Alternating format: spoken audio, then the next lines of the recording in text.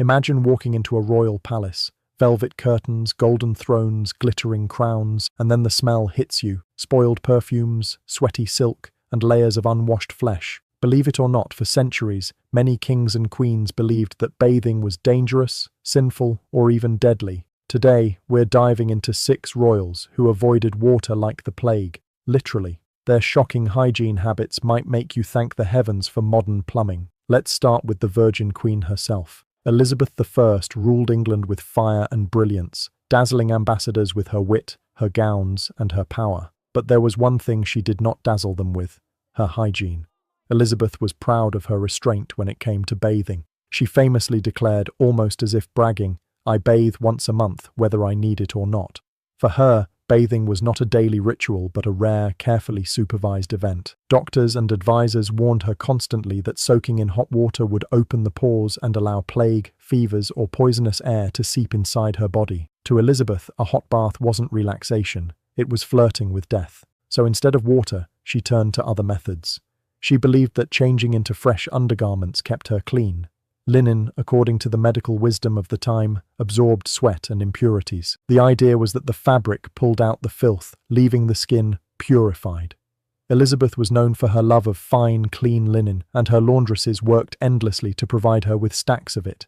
In her mind, swapping out a chemise was just as good, if not better, than soaking in water. And then there was the makeup. Elizabeth was obsessed with maintaining her pale, mask-like appearance. She slathered her face with white lead foundation, a thick, poisonous paste that cracked and caked the longer she wore it. Instead of washing it off, she often just reapplied fresh layers. Imagine weeks of sweat, oils, and powder building into a paste so thick that cracks opened up like a dried riverbed. Beneath that mask, sores and scars from smallpox festered, hidden away under the illusion of royal beauty. The Queen also adored perfumes. Her chambers at court were filled with pomanders, little balls of spices, herbs, and oils meant to mask bad smells.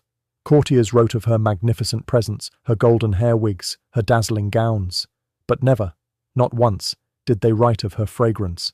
Perhaps that silence says more than words ever could. So while Elizabeth's court glittered with pageantry, the truth was less glamorous. She was a monarch wrapped in perfume, linen, and poisonous makeup, all designed to cover the reality that she feared the very thing that today defines basic cleanliness: a simple bath. Next up, the Sun King, the man who built Versailles and turned himself into a living god. But under all that gold and glory, dirt, lots of dirt. Louis XIV supposedly bathed only twice in his entire life. He hated water, believing it made people sick. Instead, he relied on mountains of perfume, gallons of it, and endless silk stockings and lace to cover the problem. One ambassador even wrote that when Louis entered a room, you smelled him before you saw him, and not always in a good way. James, the king who united England and Scotland, had a strange philosophy. He believed bathing was harmful to health.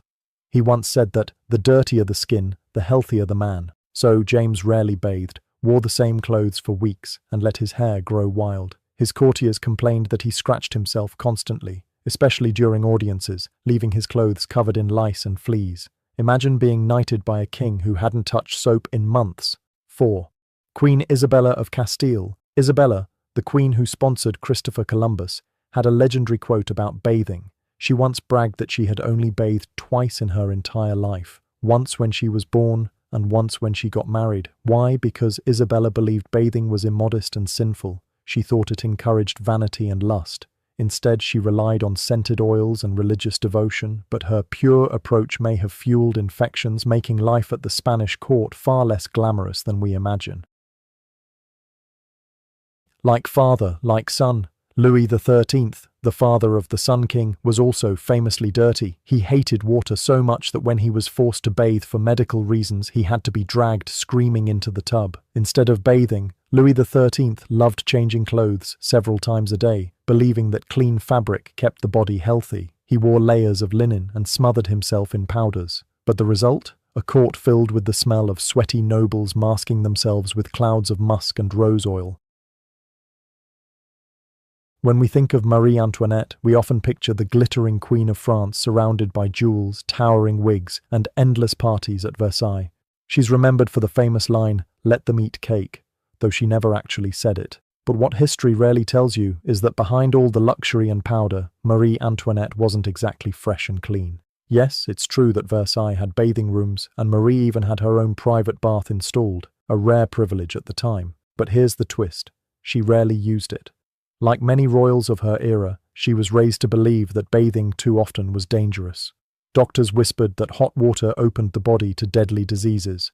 To soak in a tub, they warned, was to invite sickness and death, and Marie, like her fellow royals, listened. Instead of embracing water, she perfected the art of what was called a dry bath.